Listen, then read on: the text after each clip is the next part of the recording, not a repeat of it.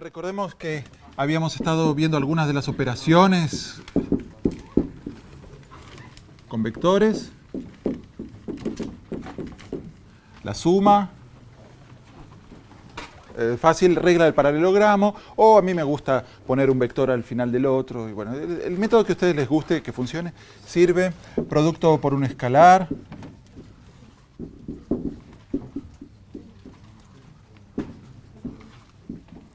Y la buena noticia para nosotros es que las operaciones se llaman suma y se llaman producto porque cumplen las reglas normales que ya conocemos de suma y producto de números, y eso nos va a permitir usar muchas de las propiedades de los vectores de forma muy natural en muchos ejercicios. La idea es poder tratar de establecer relaciones entre distintas cantidades vectoriales que vamos a ir definiendo o determinando, tratar de no depender siempre del dibujo y poder establecer relaciones, aunque sea algebraica o de alguna manera.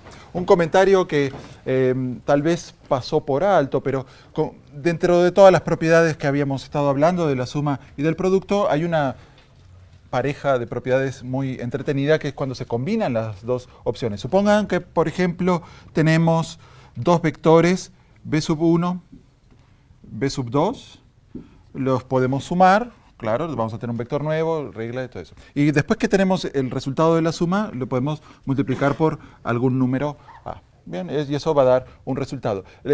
Por suerte, aquí se cumple la propiedad distributiva. Quiere decir que el resultado de esta operación va a dar igual a si primero multiplicamos el vector 1 por a, multiplicamos el vector 2 también por a, y sumamos lo que nos da. Y esta es la propiedad distributiva, es más o menos lo que ustedes hacen siempre cuando tienen un paréntesis, multiplican cada parte de un lado por cada parte del otro. Entonces esta es una forma de pensar la propiedad distributiva, pero no es la única, porque también tenemos la suma de números. No lo dijimos porque era súper obvio, pero también podríamos tener dos números, por ejemplo, a sub 1 más a sub 2 dan otro número nuevo, que es la suma de estos dos, y lo multiplicamos por otro vector, esta vez b sub 1, y, oh sorpresa, por suerte para nosotros, el resultado de esto coincide con multiplicar separadamente el vector por cada número, a1 por b1, a2 por b1, y sumar. Muy bien. Y esto da el mismo resultado. Básica. Además también está el hecho de que A1 por C, entre paréntesis, por B, es igual que A por C, entre paréntesis, por B. Muy bien, les dejo como ejercicio decir lo que dice el compañero, de que hay más formas de combinar esto, como estaba diciendo aquí, y bueno, que en realidad se pueden deducir a partir de esto, pero lo que tenemos que tener en mente ahora es que con los vectores podemos hacer las manipulaciones que estamos acostumbrados. Si somos ordenados, claro está, podemos hacer las mismas manipulaciones que con los números. No podemos sumar, lo que no se puede hacer es sumar un vector con un número, por ejemplo.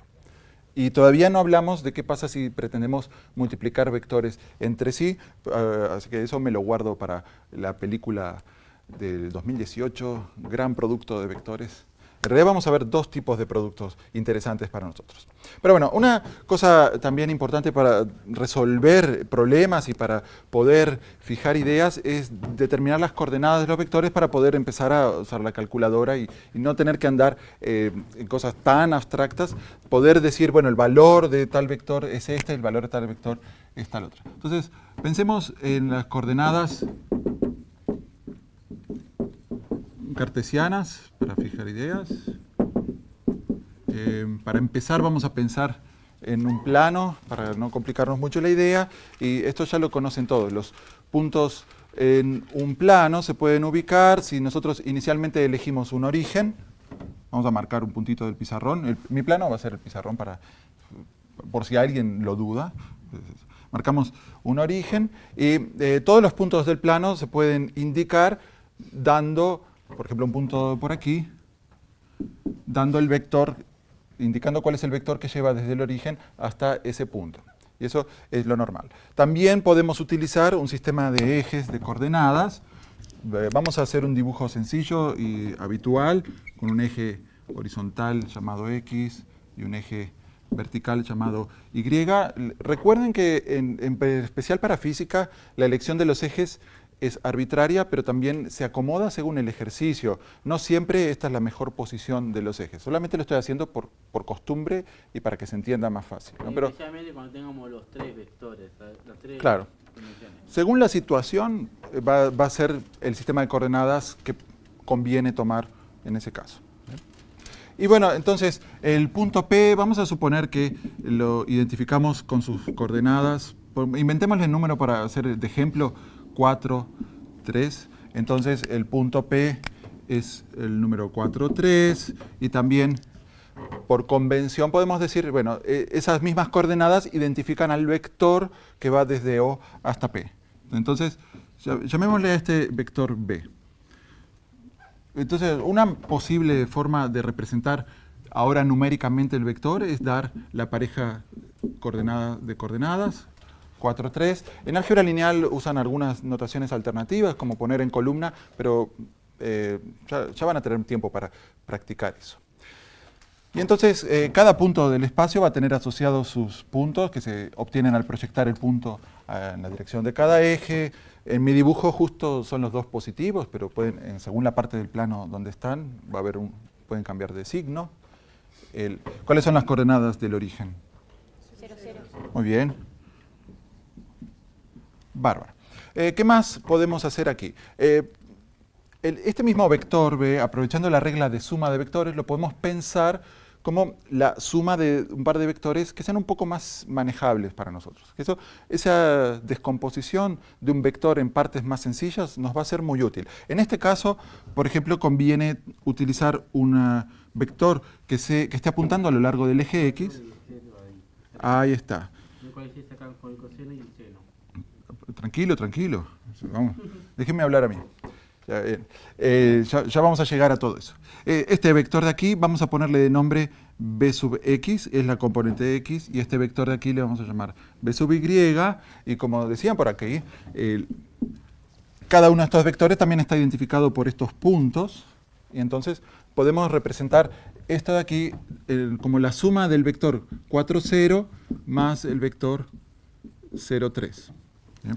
O estamos diciéndolo, si quieren, en forma más general. Yo estoy trabajando con el ejemplo para que se vaya entendiendo, pero siempre podemos hacer lo mismo. El vector B es la suma de los vectores b sub x más b sub y. Eso no hay ningún misterio, ¿no? Otra cosa adicional que podemos hacer todavía, si queremos tratar de alguna manera aprovechar estas propiedades de la distributiva de estos productos y tratar de factorizar lo más que podamos todo esto, es estos vectores, que uno es horizontal y el otro es vertical, tratar de reducirlos incluso más y pensarlos como un vector unitario que tomamos a lo largo del eje X, que mida 1, multiplicado por 4, nos va a dar el vector b sub x. Ese vector que está aquí, ¿qué coordenadas tiene? Es el 1, 0. Bien, entonces, acá lo que pasamos a hacer para continuar nuestra factorización es poner 4 por el 1,0. ¿Y cómo hacemos algo parecido en el eje, a lo largo del eje Y? 0. Perdón, 3, 0, 1. Ahí está, multiplicamos un vector de coordenadas 0, 1, que en este dibujito, si estuviera a escala, quedaría un poco más simpático, pero hagan de cuenta que esto está a escala, por favor. 0, 1. Y bueno, esto lo podemos hacer para cualquier número. Que sean 4 y 3 no tiene ningún efecto para nosotros. Lo que sí vamos a hacer es bautizar a esos vectores tan especiales que miden 1. Son vectores muy habituales. Y como son tan especiales, en vez de la flechita les vamos a poner este símbolo, que es el tradicional, un sombrerito. El vector 1, 0 y J. El nombre exacto no importa tanto, pero la idea es que nos acordemos que son vectores que miden 1 y apuntan a lo largo de los ejes y nos ayudan a escribir un vector cualquiera utilizando estos productos y sumas de vectores. Aquí, en términos más generales, podríamos indicar al valor de estos números, que es la medida de las componentes, ponerles un nombre. Y lamentablemente en física tengan cuidado porque aquí a veces surge cierta ambigüedad porque el nombre habitual que se elige es a este 4 llamarle b sub x, Pero acá estamos hablando, el número b sub x vale 4. Y mientras que aquí estamos hablando del vector b sub x, que es el vector entero que vale 4,0.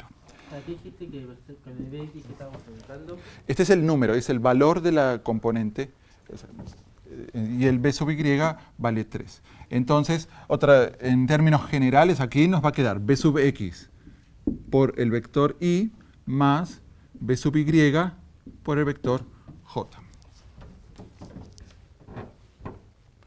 Yep.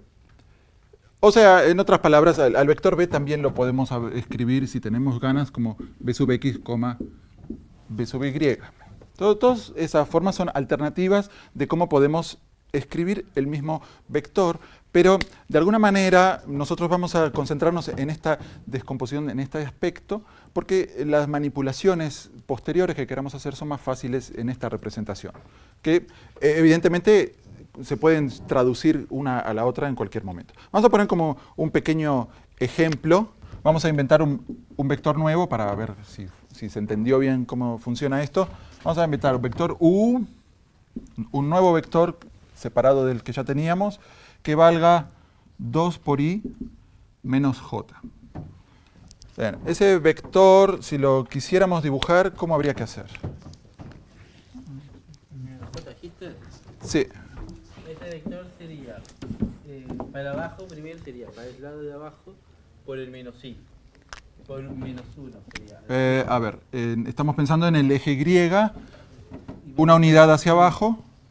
Y después estamos en el eje y necesitamos 2 para hacer. En el eje X, claro, en el eje claro, hay que distinguir de Y del Y, sí, así que está bien. Dos unidades, vamos a suponer que hay 2 unidades ahí. Mi escala, obviamente, es una tristeza, pero bueno, nos quedaría un aspecto parecido aquí. Si ustedes lo están haciendo con la escala que corresponde, va a quedar más lindo. Y ese es el vector U, de acuerdo a lo que estuvimos hablando. ¿Y cómo hacemos para calcular, ya que estamos haciendo práctica, la suma de B con U? Bueno, si hacemos la regla del paralelogramo o cualquiera de las otras gráficas que habíamos hecho, sería, por ejemplo, terminar de armar el paralelogramo entre estos o volver a dibujar el U al final del vector B. Vamos a hacerlo con verde, este mismo aquí. Es 2 unidades para allá y una para abajo, algo así. Acá esto verde es una copia de U, pero que empieza al final del vector B. Podemos terminar el paralelogramo si quieren, y la diagonal es la suma B más U. Bien, eso en el dibujo todo el mundo contento, esperemos, pero también otro camino que da el mismo resultado, pero que no precisamos hacer el dibujo, es sustituir B y U con alguna de las expresiones que teníamos. El B era, bueno, una manera, lo podemos poner como 4 multiplicado por I, más 3 multiplicado por j, estoy sustituyendo b, y ahora escribo más 2i menos j, y este es el resultado de la suma, así como está. Lo que ocurre aquí es que escrito de esta manera es un poco confuso, entonces nos conviene ahora utilizar todas estas propiedades, pero en el camino opuesto, lo cual equivale a factorizar o simplificar la expresión. Ahí está. Por ejemplo, nos fijamos en los que tienen el vector i, o sea, los vectores, las componentes horizontales de los vectores u y b, las sumamos primero y nos da 6i. Y el 6, de vuelta a mi escala está un poquito pobre, pero si bajamos el resultado de nuestra suma en el dibujo, este número debería ser 6, porque es la componente horizontal del resultado de la suma. Y nos falta la parte vertical, que la encontramos también en la operación. Hacemos 3j menos j, da 2j. Y entonces, este punto de aquí debería ser el 2. Les dejo como ejercicio hacer la escala como corresponde, porque aquí esto es un desastre. Muy bien. Y ahora vamos a hablar, aquí habían mencionado de cómo encontrar los ángulos y el módulo de las cantidades. Ya que estamos hablando de las coordenadas, ahora muchas veces nos va a preocupar cómo calcular la medida de un vector. Por ejemplo, ¿cuánto mide el vector v? ¿Cuánto mide el vector u? ¿Qué ángulos forman? o cuál es la dirección de esos vectores. ¿Cómo se puede hacer eso? Recuerden que el módulo lo simbolizábamos con doble barra del vector. Vamos a empezar con el B.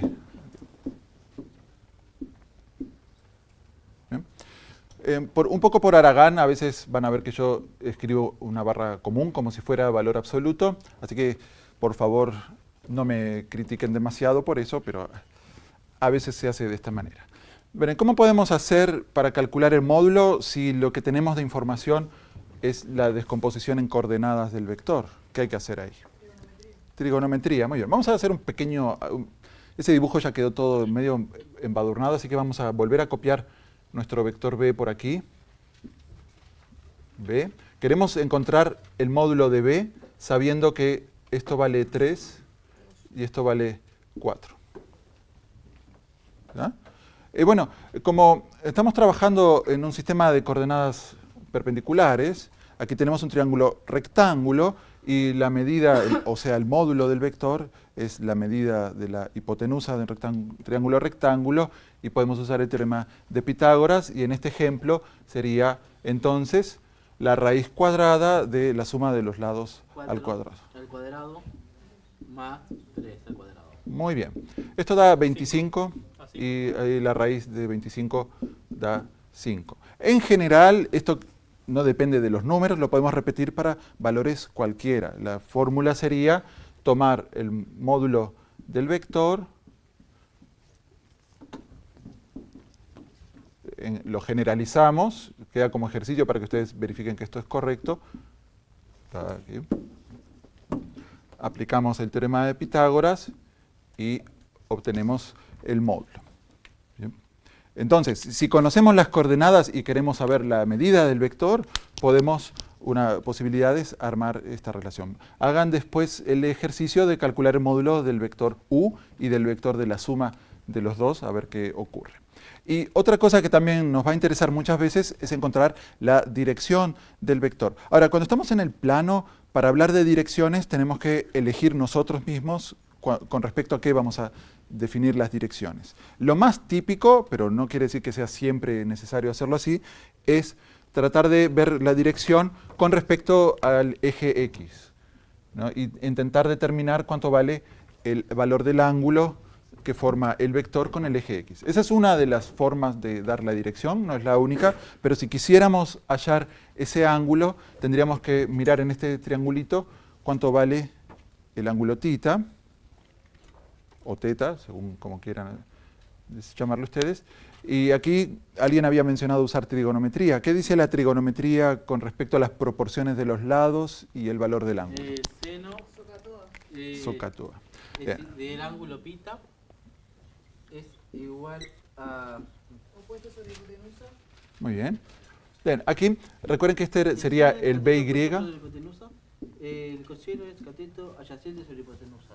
Muy bien. Mientras que el cateto opuesto por cateto sobre ese cateto adyacente. Muy bien. Todo en resumen, que es un buen resumen. Muy bien. A los que no se acuerdan cómo definir esto, acá sugieren los compañeros una regla mnemotécnica que no me acuerdo si se escribe así. Yo no la aprendí de esta manera, pero me parece que es esto. Busquen en internet, pero en definitiva lo que tienen que hacer es saber. Ven el triángulo y dicen, el seno corresponde a considerar la proporción entre el cateto opuesto y la hipotenusa, o sea, sería b sub y dividido el módulo del vector b. Por lo tanto, una opción para calcular el ángulo sería invertir la función seno calculando el valor de la componente y dividido el módulo. Eso implica haber calculado previamente el módulo o conocer el módulo por otro camino. Las otras funciones trigonométricas combinan otras de las proporciones de los lados. Por ejemplo, el coseno de θ en esta ocasión sería el cateto adyacente sobre la hipotenusa. Entonces, nuevamente se puede invertir la función coseno para encontrar el ángulo. Hay que haber calculado el módulo en este camino también. Y mi favorito es la tangente, no es la única forma, pero en el caso de usar la tangente, como nos da la proporción entre los catetos, no hace falta haber calculado antes el módulo. La tangente del ángulo va a ser b sub y dividido b sub x. Entonces, una de las maneras de encontrar el ángulo θ es tomando la función inversa de tangente, arco tangente, de b sub y sobre b sub x. Les aviso que tengan cuidado con que las calculadoras no son tan inteligentes como para saber si el ángulo θ en qué cuadrante va a estar cuando hacen un cálculo de estos. Así que si b sub y y b sub x, por ejemplo, los dos son negativos, cuando hacen esta división va a dar positiva. Entonces la calculadora va a creer que el ángulo de ustedes está en el primer cuadrante. Entonces ahí en ese momento ustedes tienen que añadirle un poco más de información cuando están resolviendo el ejercicio para encontrar el valor correcto del ángulo. Bueno, vamos, una última cosa antes de proseguir aquí es hacer el otro camino, el inverso, porque acá lo que estamos haciendo es decir, bueno, si en algún momento, dado un vector, conocemos sus componentes, de ahí podemos obtener cuánto vale su módulo y su dirección.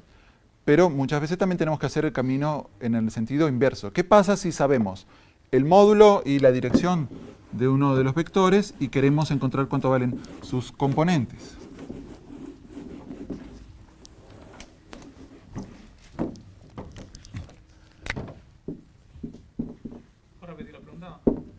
Si tenemos, bueno, ahí está.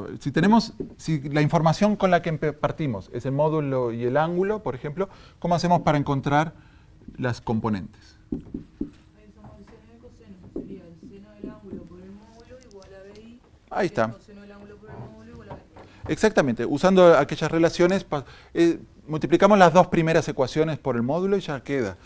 Tenemos b sub x va a ser igual al módulo de b multiplicado por el seno del ángulo, suponiendo siempre aquí es coseno. Para empezar, que me estoy equivocando porque es coseno. Acuérdense que en este caso estoy asumiendo que el ángulo está medido con respecto al eje x, no siempre es el caso, tengan cuidado con eso. Y b sub y va a ser el módulo de b por el seno del ángulo.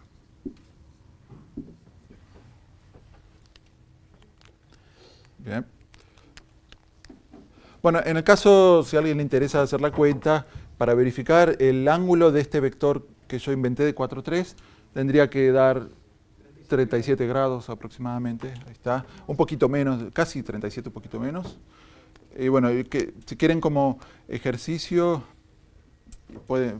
vamos a hacer un ejemplo muy fácil. Bueno, un poco tramposo el ejemplo, pero vamos a ver qué pasa si consideramos cierto vector tal que el módulo vale exactamente 1 y el ángulo que sea de 90 grados.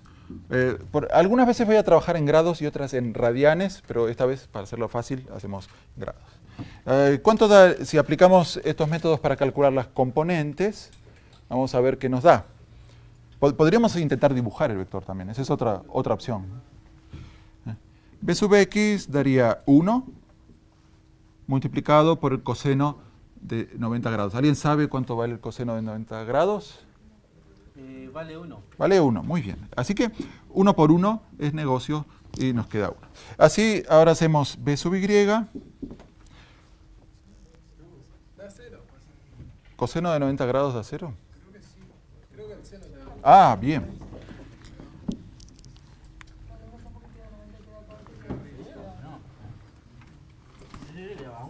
Bueno, aquí un comentario. Dibujar un triángulo con un ángulo de 90 grados no se puede, porque queda un triángulo que se llama degenerado. Si tratamos de dibujar esto mismo, pero con un ángulo de 90 grados no vamos a poder. Lo que se hace ahí es apelar al círculo trigonométrico, y ahí se puede ver que efectivamente el coseno de 90 grados es 0. El seno queda 1, perdón. Bueno, en cambio para b sub y queda 1 por seno de 90 grados, y ahora... ¿Alguien sabe cuánto vale el seno de 90 grados? Ese queda 0. Digo 1. Este da 1, sí. Me lo doy vuelta, perdón. Bien. Está bien equivocarse. No es grave, no es el fin del mundo. Hay que saber, cuando hay un error, hay varias maneras de revisar y corregirlo y revisar tratar de encontrar la solución. No se preocupen si se equivocan. Yo prefiero que participen y no que por miedo a equivocarse no participen. Bueno, si intentamos dibujar esto a partir de las componentes, ¿qué nos va a quedar? Vamos a tratar de resolver el ejemplo rápidamente. X. Lo dibujo chiquito porque no es un súper ejemplo, pero tendríamos que el componente X vale 0, entonces aquí nos quedamos en este caso, y la componente Y vale 1, y tenemos que conectar el origen con este punto, y aquí tenemos nuestro vector B. Y que en realidad este vector no es ni más ni menos que el J que habíamos definido previamente. Muy bien. Colorín colorado. Con esto, después en los ejercicios de esta semana van a practicar bastante más de estas manipulaciones y sobre todo acostumbrarse a usar los vectores unitarios.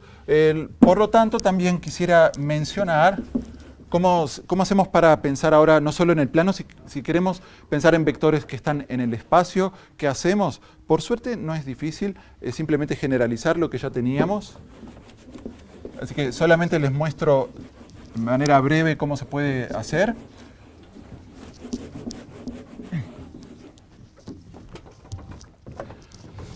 Lo que es muy difícil es dibujar en 3 dimensiones porque la superficie del pizarrón es plana y para representar cosas en 3 dimensiones hay que proyectar de alguna manera. Entonces lo difícil de pensar en 3 dimensiones es que no podemos dibujarlo bien. Pero un punto en el espacio vamos a hacer lo mismo. Consideramos un origen y las coordenadas del punto dadas por sus proyecciones a los ejes.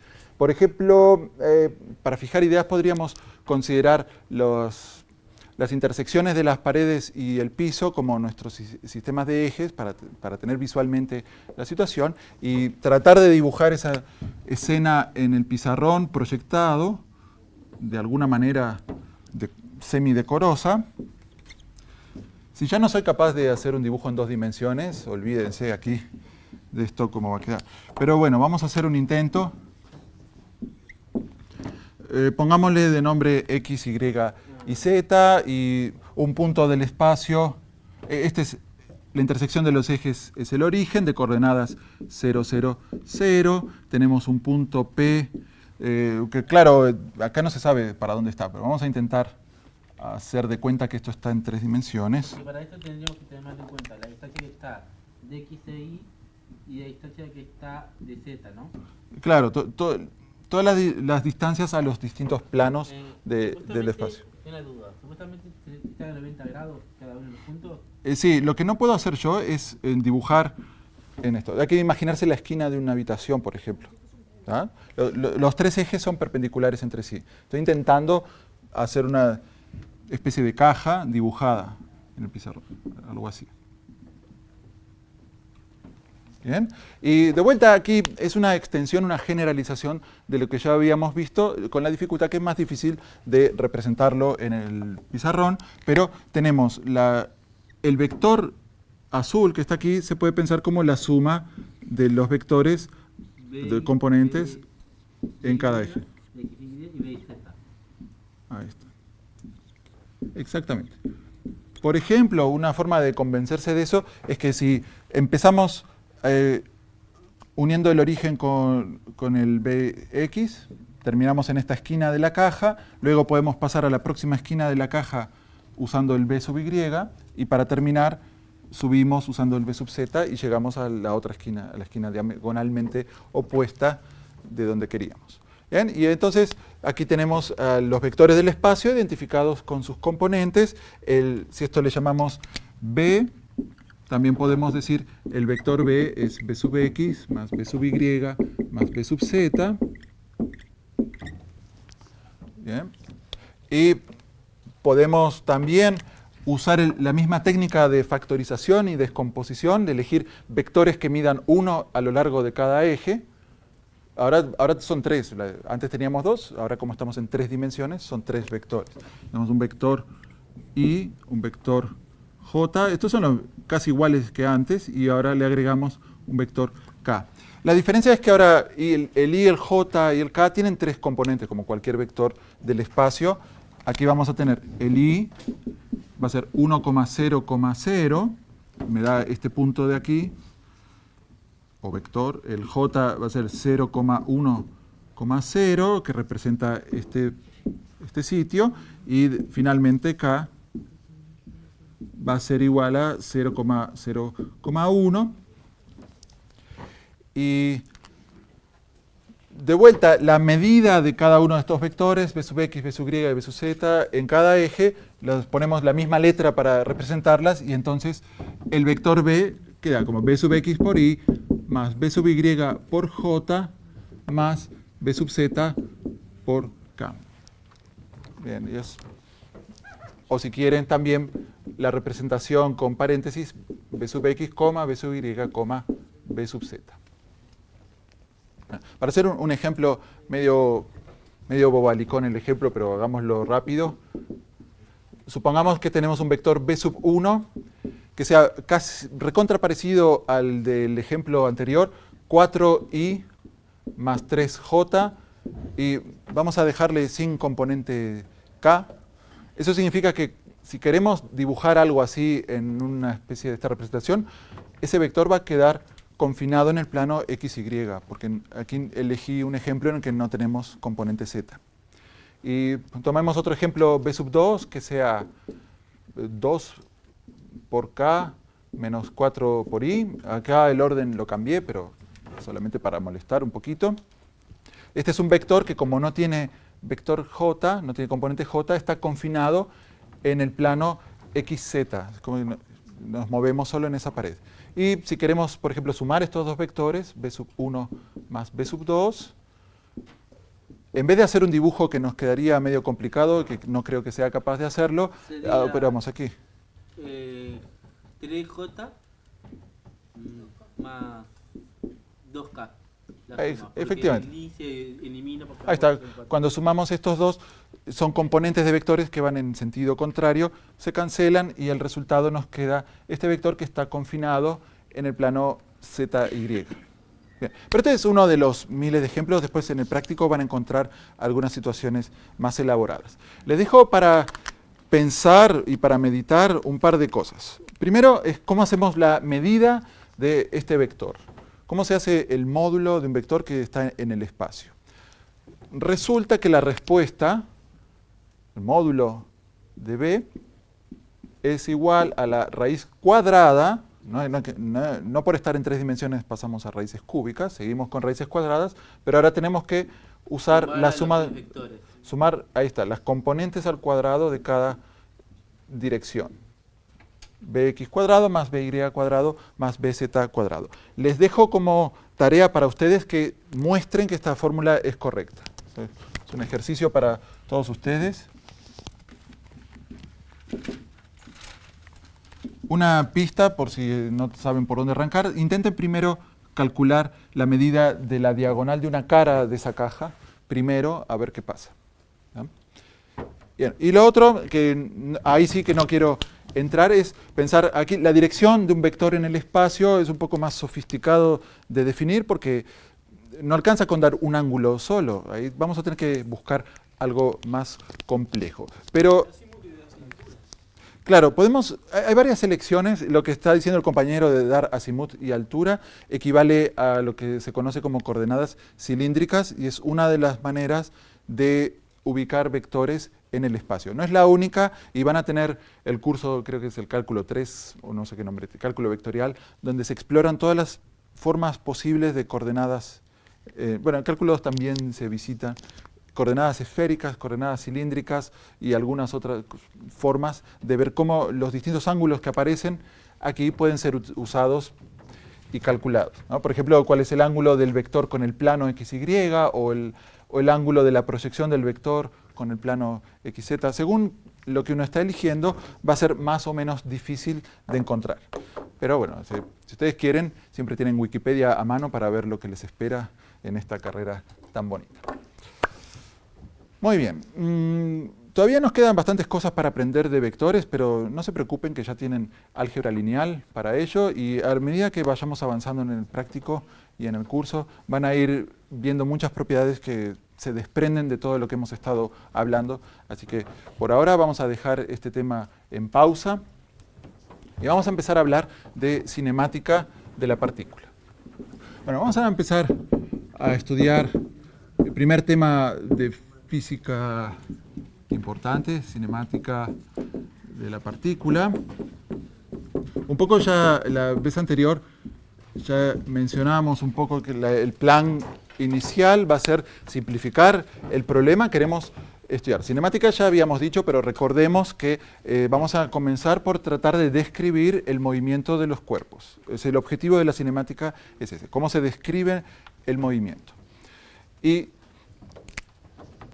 cuando uno dice cuerpo, está hablando o puede pensar en distintos grados de dificultad según de cuál sea el cuerpo que se trate, porque, por ejemplo, si pensamos en una pelota, aparentemente sería más fácil de estudiar que, por ejemplo, el movimiento de un elefante que corre, o si pensamos en el movimiento de un cometa en el espacio, parece más simple que estudiar el movimiento de un huracán. Así que lo primero que queremos hacer es tratar de reducir la dificultad lo más posible y vamos a, por lo tanto, pensar en que los cuerpos que queremos describir inicialmente los tomamos como partículas puntuales, lo cual implica que lo único que importa de ese cuerpo es su posición.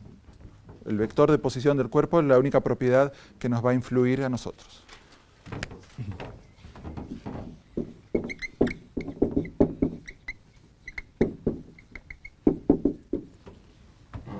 Bueno, me estoy quedando sin tinta. Déjeme hacer una pequeña recarga de tinta. Bueno, ¿y cuándo es justificable, cuándo es válido hacer esa suposición? Bueno, depende. Por ejemplo, yo les pregunto, ¿podemos suponer que una casa es una partícula puntual? ¿Qué dirían ustedes?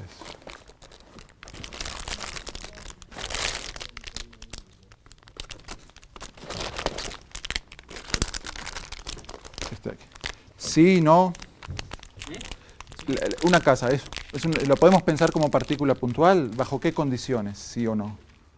A ver, dígame. Se puede pensar con una partícula de un elemento siempre y cuando sea satisfactoria para mostrar lo que queremos buscar. Un ejemplo, si queremos una rotación de una rueda, no nos sirve un punto de la llanta, pero si queremos el deslizamiento de la rueda, ahí sí sirviría un punto de la llanta, porque el movimiento es satisfactorio. Muy bien. Ahí está. Entonces, de alguna manera es todo cuestión de escala, según lo que estemos tratando de hacer. Entonces, pasemos entonces ahora, siguiente paso. Como queremos empezar por lo más fácil posible, vamos hoy a comenzar por estudiar el movimiento en una sola dimensión. Los cuerpos se pueden mover en el espacio.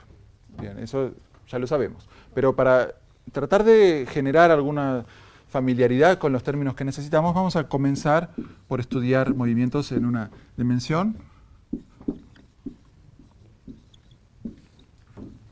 Lo cual significa que nuestra partícula bajo estudio solo puede ir para atrás o para adelante o quedarse quieta. Son las únicas opciones que tiene. Vamos a suponer, por ejemplo, para fijar ideas, aquí hay una línea y suponemos que hay un punto que representa la posición de la partícula y ese punto puede avanzar o retroceder. Entonces, tendríamos que usar distancia en función de tiempo. Muy bien, ¿cómo hacemos para definir la distancia? ¿Distancia a qué? ¿Qué es lo primero que hay que hacer aquí? Claro, elegir marco de referencia o elegir un origen. ¿A partir de dónde vamos a encontrar la partícula? Entonces elegimos uno de los puntos que nos resulte conveniente como el origen.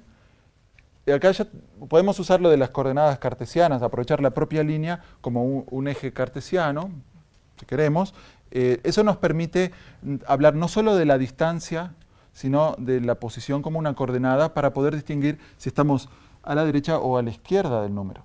Elegimos, por ejemplo, el sentido positivo hacia la derecha y la posición de la partícula identificada por una X que representa el número real que indica ese punto de la recta. X puede ser positivo o negativo si estamos del otro lado del origen. La recorrida sería delta X. Bueno, ¿y qué es delta X? ¿Eh? ¿Y qué es delta X?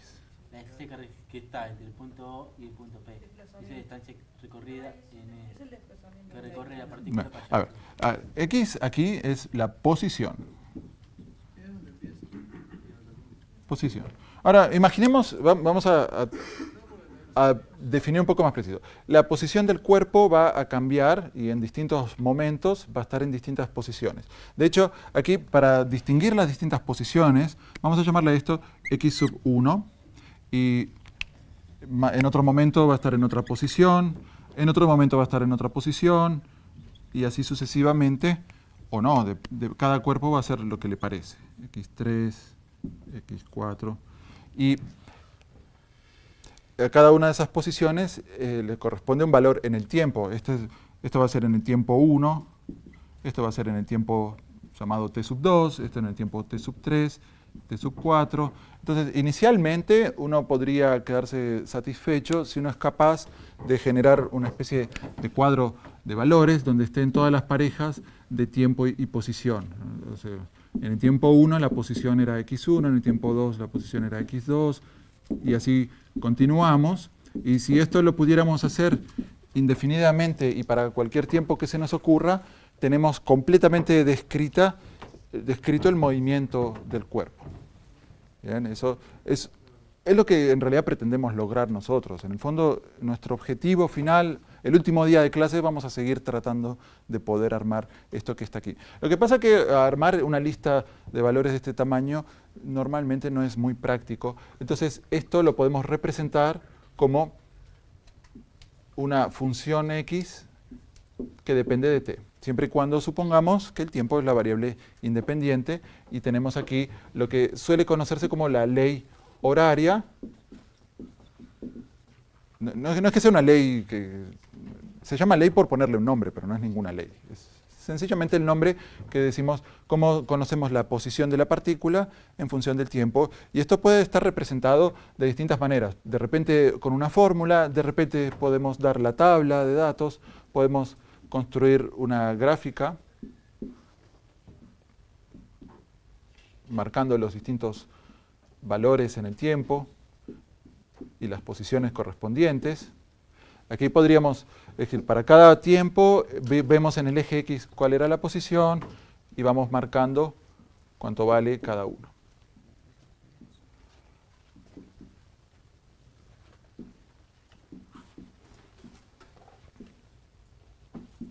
O hacemos la representación gráfica y estudio analítico de la función, que puede tener en principio podría tener cualquier forma, con algunas salvedades. Como sabemos que representa el movimiento de un cuerpo, no puede ser una función cualquiera, tiene que tener cierta regularidad. Por ejemplo, tiene que siempre tener un valor definido, no puede haber algún tiempo donde x no exista, por ejemplo. Ese tipo de cosas normales que asociamos con x una cantidad que podemos medir correspondiente a la posición del cuerpo.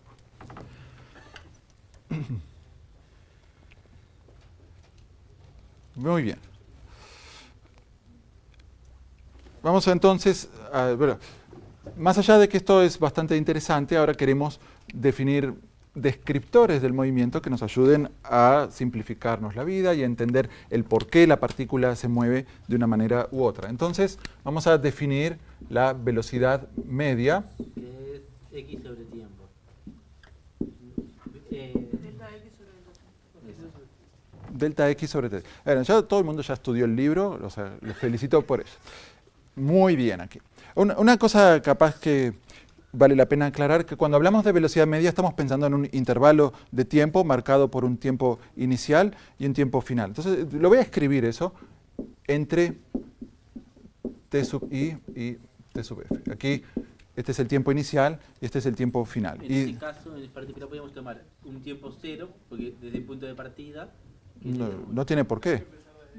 En este caso dije, no. Pero yo no empecé de cero. Tenés que definir nomás, pero ponelo donde tú quieras, donde quieras.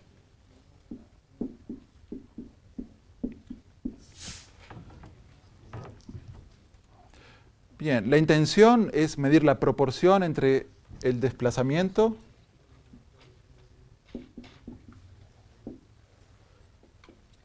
y el tiempo que tardó en realizar el desplazamiento.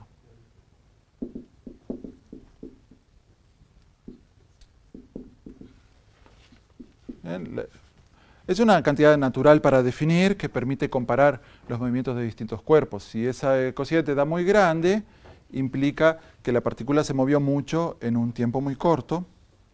Si ese valor da cerca de 0, significa que la posición inicial y final son muy parecidas, y así sucesivamente. Aquí, como están diciendo desesperadamente, se suele simbolizar estas restas con la letra mayúscula griega delta x sobre delta t. Para recordar que estamos en el intervalo entre i y f, que yo se lo estoy llamando de esa manera, vamos a ponerle i, f aquí, para que quede bien claro lo que estamos haciendo.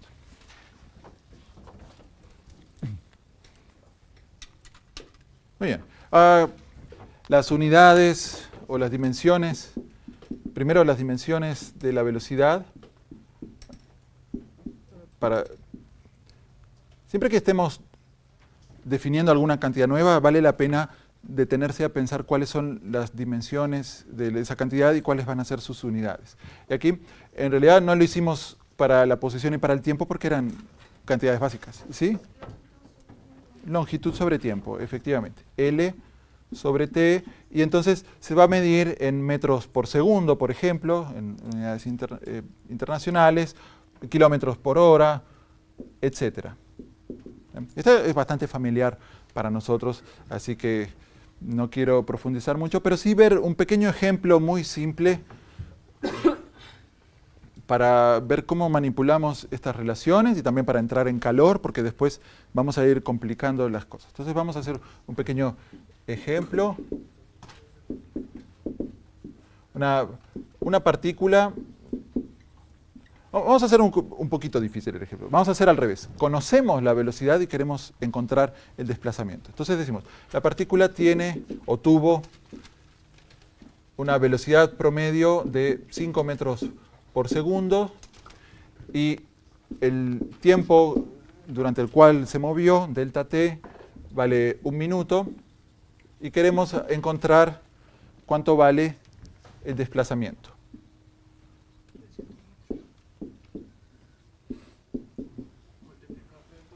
Ahí está, muy bien. Entonces, quiero detenerme un poco en los pasos que estamos haciendo para llegar al número, que ya lo saben, por suerte, muy bien ahí.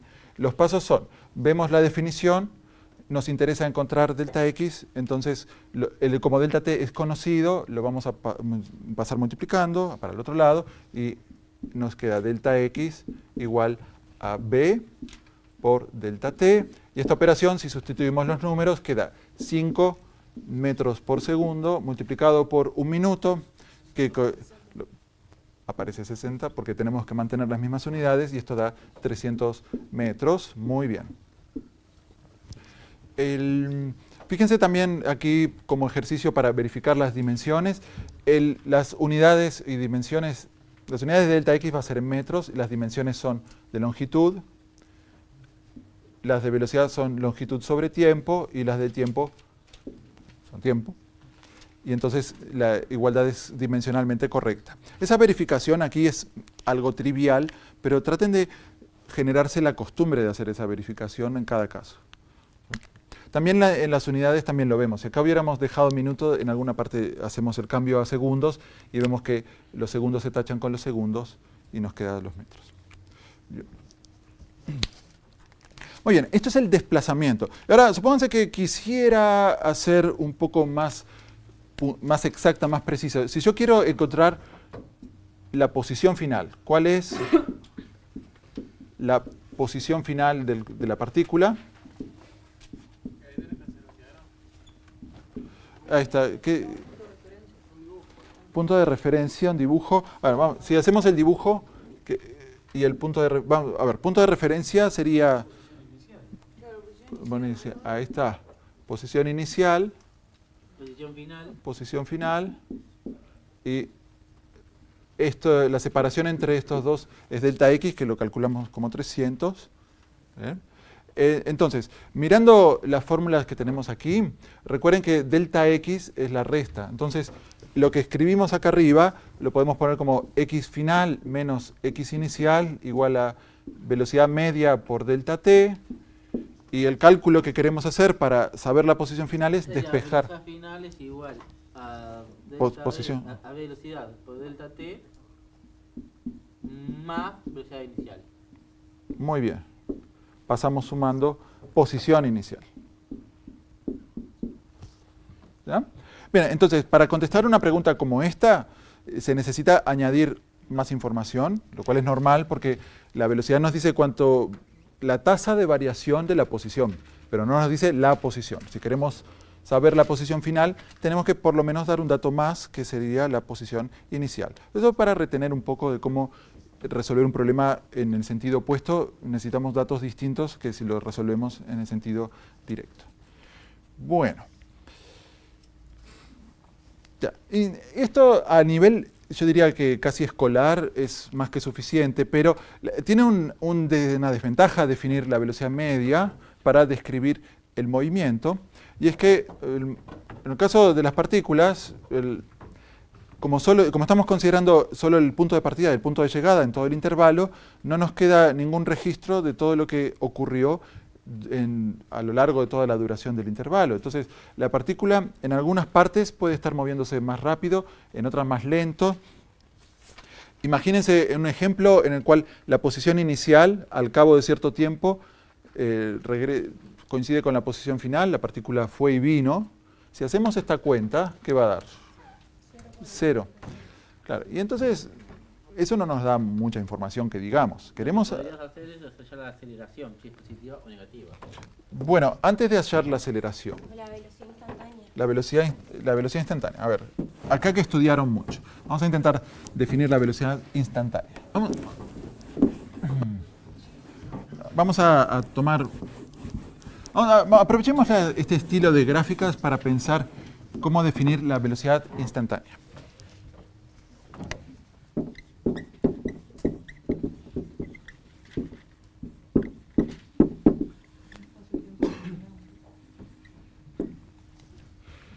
Bueno, antes de hacer la definición, para tener una idea de qué es lo que pretendemos lograr, imaginemos que estamos graficando, acuérdense que estamos pensando en una dimensión, entonces aquí ponemos el eje del tiempo en esta gráfica y el eje de la posición en la dirección vertical, y inventemos cualquier movimiento, no importa mucho el detalle, pero supongamos que tiene esta forma. Y si yo quiero calcular la velocidad media entre este tiempo t sub 0 y llamémosle el tiempo final, lo elijo por acá para mostrar. Este es el tiempo final, que lo podemos escribir como el tiempo original más delta t. Es una forma de escribirlo. Y esta es la posición inicial, x0, y esta es la posición en el tiempo final. Llamémosle x0 más delta x, la posición inicial más el desplazamiento. Entonces, geométricamente se puede interpretar la cuenta que estamos haciendo como velocidad media, se puede hacer una interpretación en ese dibujo. Si nosotros proseguimos estas líneas, aquí, la medida, el tamaño de esta línea corresponde a la separación entre estos tiempos, o sea que esto vale delta t.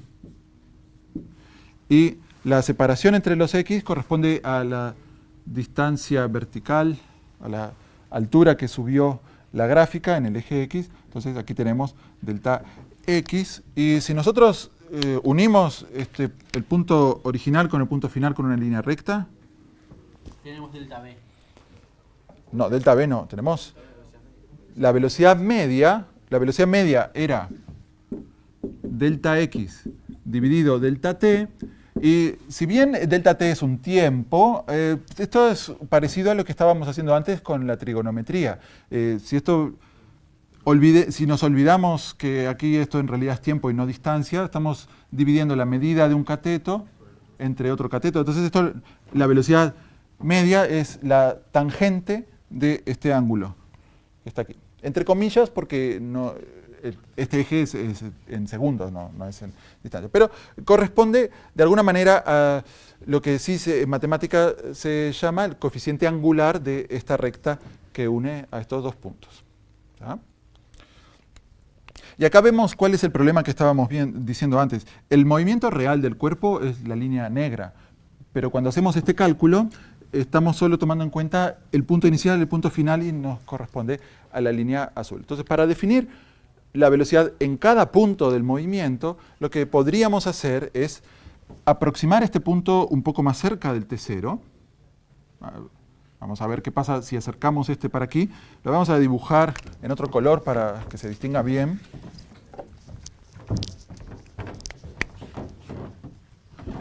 Y déjenme aquí sacar esto un poquito para simplificar el dibujo. Consideremos un delta t un poco menor que antes y consideramos este punto.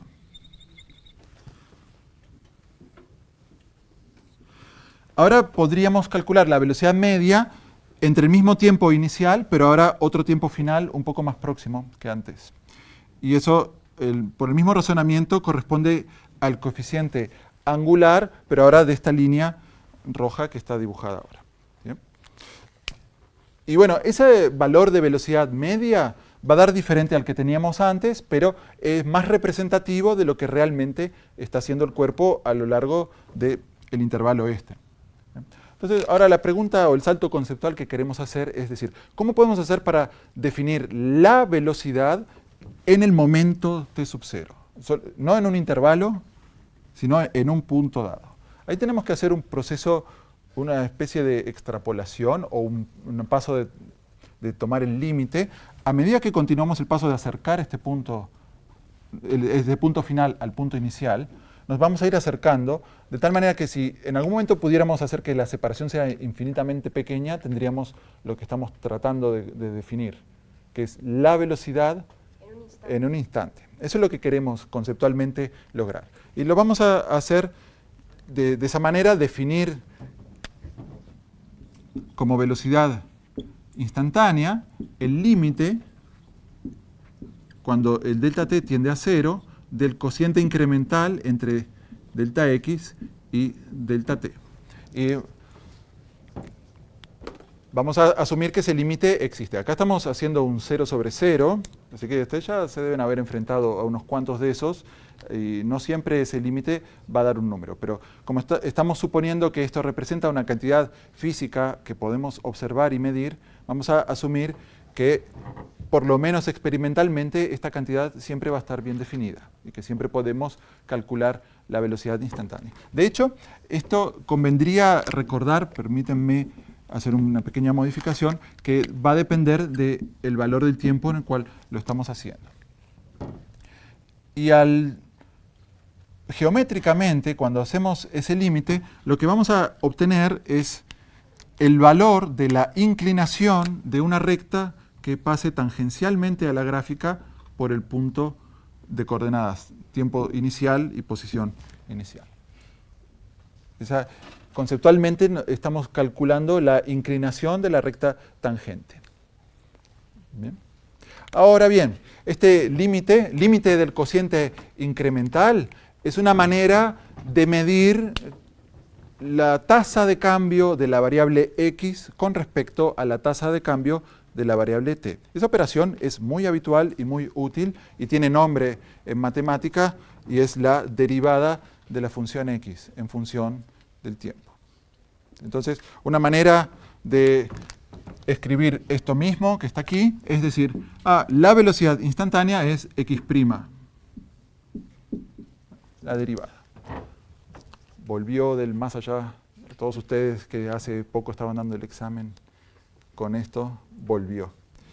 Bien.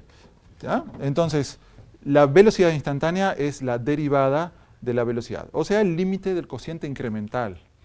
¿Ya? Un comentario más. Esta notación aquí no la vamos a usar. Es una notación que en física no es muy bien vista, por alguna razón. Entonces, una notación para derivadas que vamos a estar usando nosotros es dx sobre dt. Es solo una notación, pero de alguna manera nace históricamente, uno quería imaginarse que dx representa un cambio infinitesimal en la variable x y dt representa un cambio infinitesimal en la variable dt. Eso es lo que originalmente creían los primeros físicos que exploraban estas ideas, pero la definición exacta es este límite que está aquí. Pero la notación sobrevivió durante siglos. Y a veces, un poco por haraganería y para economizar, una forma de anotar la derivada en física es poner un punto por encima de la Y variable. agregar otro si es una derivada. Claro, cada punto representa una derivación. ¿Ah? Eso es solamente una anotación.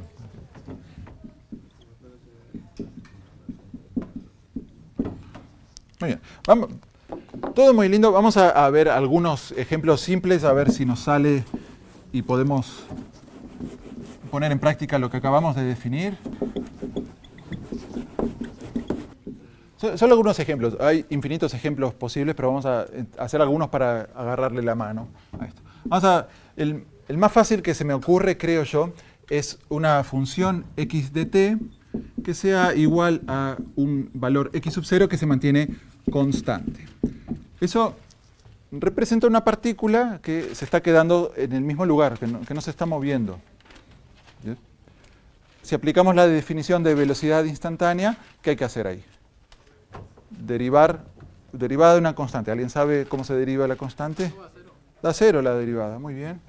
Entonces, si acá aplicamos la definición de velocidad, va a dar 0. Bien. Conclusión, si la partícula está quieta, su velocidad es 0. ¿Somos unos genios? Bien. Otro ejemplo un poco más elaborado. Pongamos una función, tampoco que se nos vaya la mano, que sea una función medio fácil. Vamos a poner una función que sea lineal con el tiempo, a multiplicado por t más b. Acá estoy suponiendo que tanto a como b son constantes. Bien, ahí la derivada queda t. Bueno, aquí, cuidado aquí, la variable es la letra t. Entonces, cuando derivamos aquí, Es igual uno, a t. claro, si tuviéramos que derivar t, la derivada sería 1. Como tenemos eso multiplicado por a, queda a.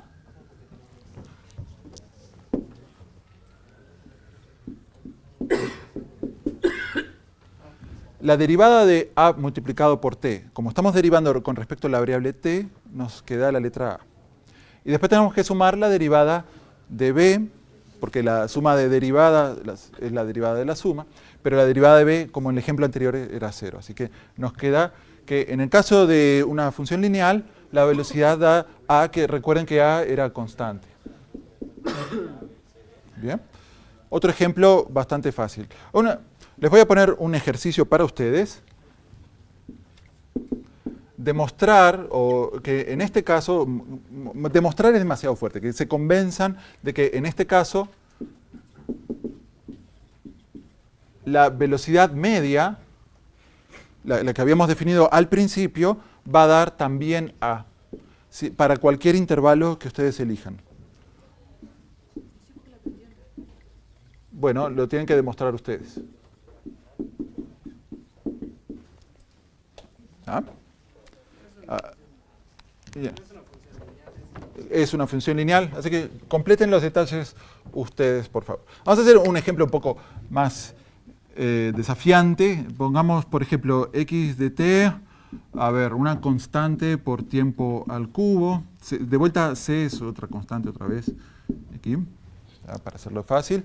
Cuando calculamos la velocidad, aplicamos la definición, y la velocidad es la derivada de la posición, y si derivamos ahí, ahora, derivada de constante por algo es la constante por la derivada.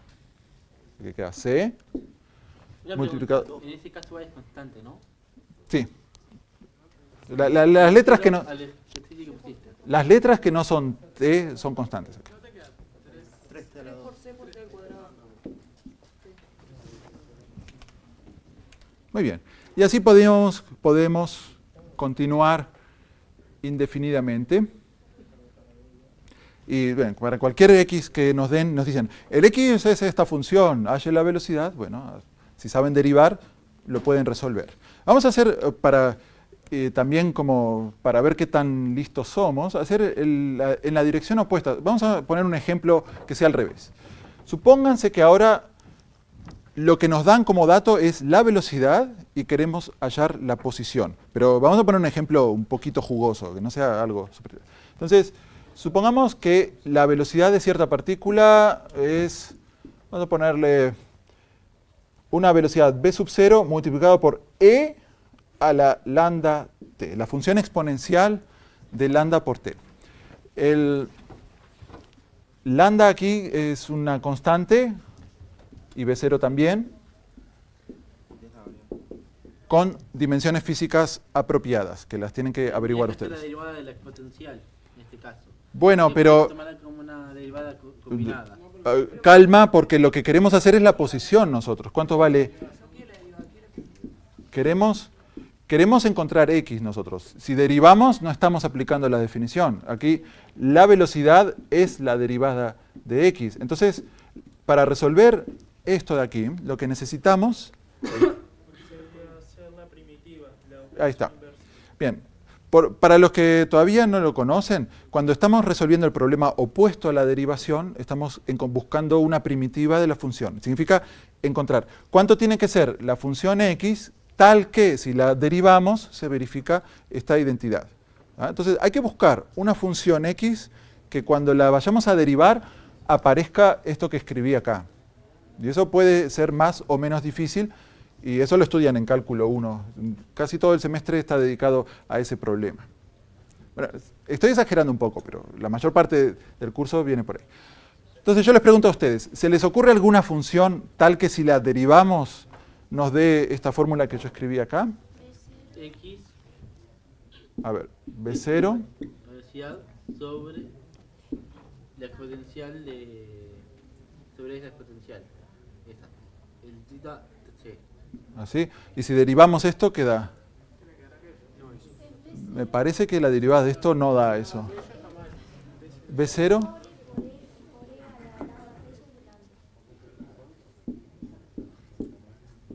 Bueno, ¿cómo sabemos si esto funciona o no funciona? Bueno, derivemos esta igualdad y vemos si sirve. Entonces, ¿qué pasa si derivamos? Queda, bueno, si funciona va a dar la velocidad y la derivada de esto tenemos.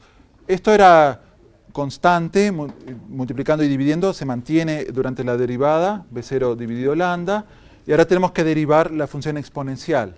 Lambda t. Lambda, el t no, porque el t es la variable. No está. Lambda por exponencial, a la lambda. lambda t. Como Se- tiene dos lambdas se van, porque se multiplica y divide. Bien. Entonces, efectivamente, esta función derivada da la velocidad. Entonces, esta es una forma de resolver el ejercicio por tanteo, digámoslo.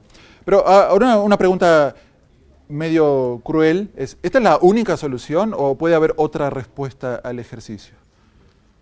¿Podríamos de repente haber encontrado otra función que si la derivamos, también da la misma función? Acá ya saben la respuesta, es que si aquí hubiera sumado una constante llamada k y derivamos esta igualdad, también da la misma derivada. Eso significa que hay infinitas soluciones con diferentes valores de k. Bien. La pregunta es si hay alguna otra, aparte de eso, si hay alguna otra, la respuesta es no, pero eso yo no lo sé demostrar en un minuto, así que quedará pendiente para el curso de cálculo 1. Claro, que acá habría que sumar la derivada de k, pero si esta k es constante, va a ser 0. Y por lo tanto, cualquier número que acá pongamos... ¿Cómo? ¿Ya? Ahora, ¿cómo se hace en física para saber estas constantes cuánto valen? Hay varios trucos. Un truco, por ejemplo, sería decir, bueno, veamos qué está haciendo la partícula cuando el tiempo es 0. Vamos, por ejemplo, esa es una forma. Entonces, estudiamos condición inicial.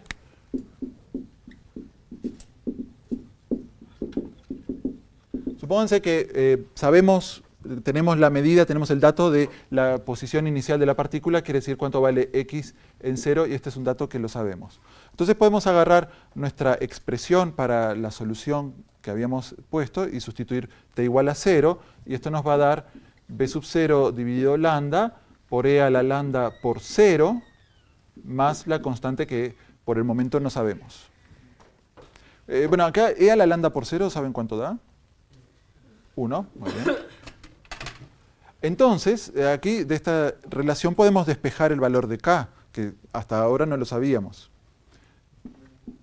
K es igual a x de 0 menos b0 dividido lambda. Y entonces, esta es una de las técnicas que podemos usar para encontrar esas constantes cuando estamos resolviendo estos ejercicios.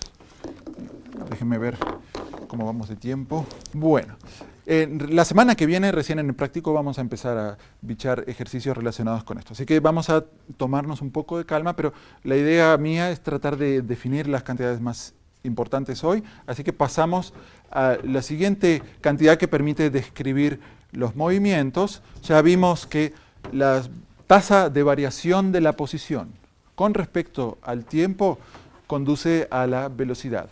Pero en el movimiento de los cuerpos pueden a veces estar moviéndose más rápido o más lento, a veces pueden estar moviéndose para atrás o para adelante. ¿Cómo sabemos si el cuerpo se mueve para atrás o para adelante usando la velocidad? Por el signo. Muy bien, por el signo de la velocidad.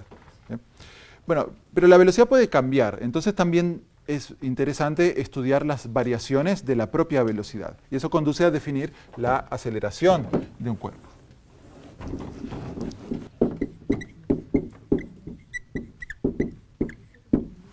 Acá podemos repetir básicamente los mismos pasos que ya habíamos dado, porque como estamos estudiando las variaciones de la velocidad, antes ya habíamos estudiado las variaciones de la posición. Entonces es muy parecido lo que queremos hacer. Por ejemplo, yo podría tomar una gráfica donde aparece en el eje del tiempo y en el eje vertical ponemos la velocidad. Y una partícula que se esté moviendo y su velocidad va cambiando, la gráfica esta puede tener un aspecto cualquiera, no sé, algo así. Y entonces podemos repetir los mismos pasos. Por ejemplo, definir la aceleración media entre dos tiempos. Pongámosle un tiempo t sub 0 por aquí, un tiempo t sub 0 más delta t. Aquí vamos a tener una velocidad v sub 0 y aquí vamos a tener una velocidad v sub 0 más delta v. Y si conectamos estos puntos, se forma una recta y el coeficiente angular de esa recta define un valor que nos puede interesar para algunas aplicaciones y le vamos a llamar la aceleración media.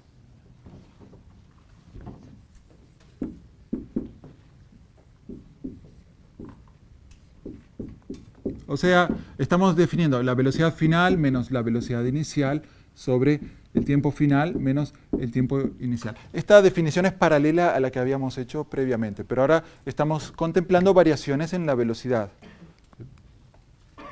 Esto nos dice si la partícula se mantiene moviéndose a una tasa constante o se va a mover cada vez más rápido o se va a mover cada vez más lento. Pero de nuevo, aquí también tenemos la misma situación que antes. Como estamos repitiendo los pasos, también nos va a pasar lo mismo. Si solo consideramos un intervalo de tiempo y solo estamos mirando el punto de partida y el punto de llegada, estamos ignorando o no estamos tomando en cuenta todos los pasos intermedios. Entonces vamos a hacer lo mismo.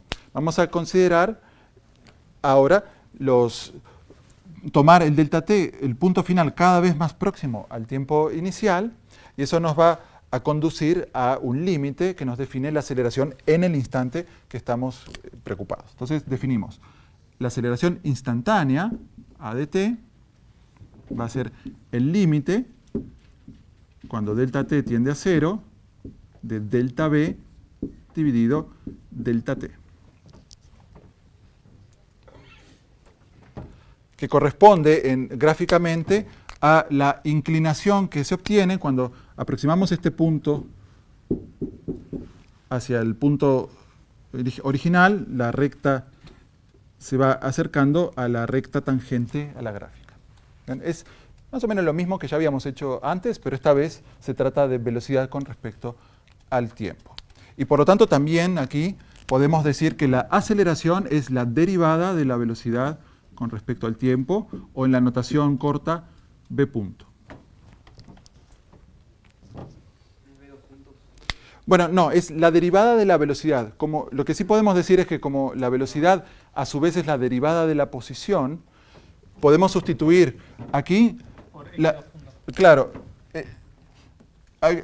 para hacer por cómo se transforma esto, podemos decir, esto es X punto con otro punto arriba. Sería lo primero que uno querría hacer, pero lo que se hace en realidad es escribir esto como dos puntos, como una diéresis, así, como la del pingüino. Ahí. Entonces cada puntito representa una derivación adicional. Otra manera también posible es en esta notación, es un poco más entreverado, pero la van a ver aparecer varias veces. Si sustituimos ahí con la notación de los diferenciales, tenemos, donde está esta b, vamos a poner dx sobre dt. Esta cosa así escrita es monstruosa, entonces por una especie de abuso de notación lo que se hace es d por d, d cuadrado. ¡Wow! ¡Qué listos que somos! dt por dt, dt cuadrado. Y acá quedó la x. ¿Ya?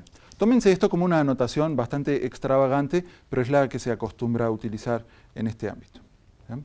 En realidad, la ventaja de esto no la van a ver hasta que empiecen a estudiar funciones de muchas variables, y ahí sí esta notación se muestra su superioridad. Con la comprensión de múltiples puntos a la vez.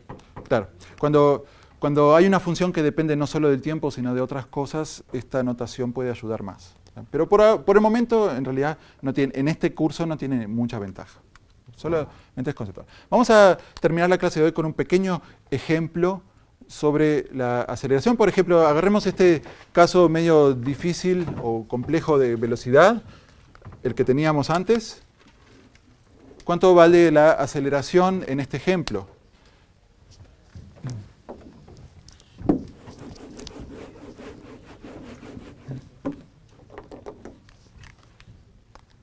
¿Alguien que me diga?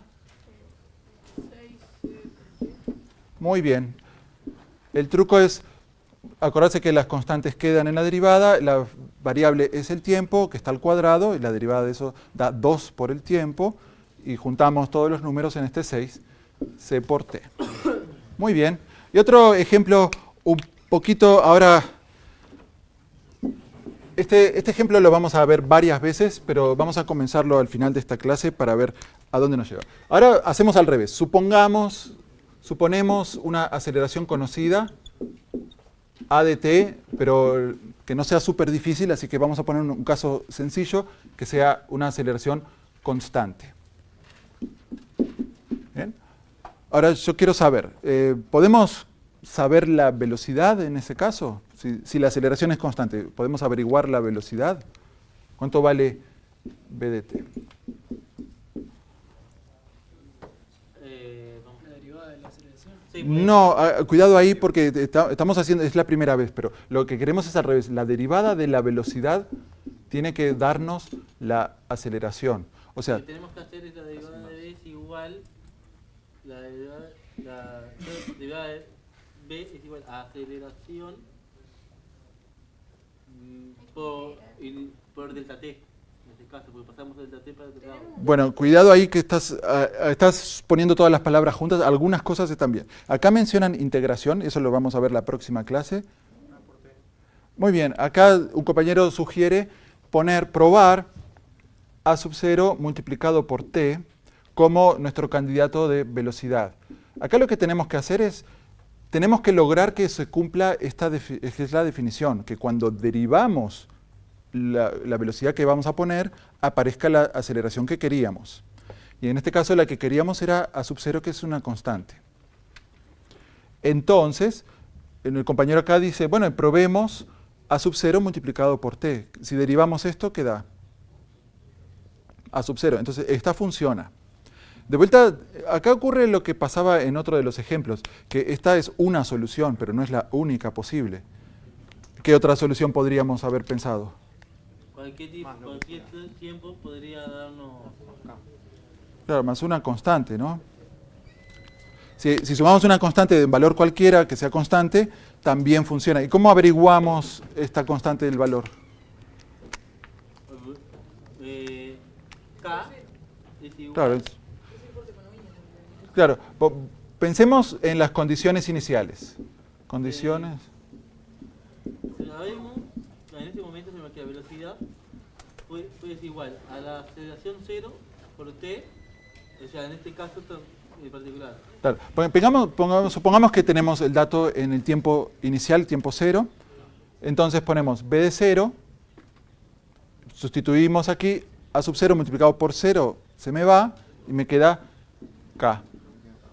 Inmediatamente la constante, justo en este caso simple, la constante que estaba faltando es el valor de la velocidad en el tiempo 0 y por lo tanto podemos reescribir el resultado como la velocidad igual a sub 0 por t más b de 0. ¿Bien? Vamos a dejar ahora para que se asiente esto de aquí y tenemos una misión todavía más importante para nosotros porque todo muy bonito, pero lo que queremos es saber dónde está la partícula, no solamente la velocidad. Así que queda la pregunta un poco más difícil es cuál es la posición de esta partícula si su aceleración era constante. Eso lo vamos a ver en la clase que viene y también discutir por aquí. Algunos de ustedes ya conocen la relación entre derivación e integración, así que vamos a estar viendo eso en la próxima clase. Y después tratar de pasar a estudiar movimientos de partículas no solo en una dimensión, sino intentar investigar en casos más generales.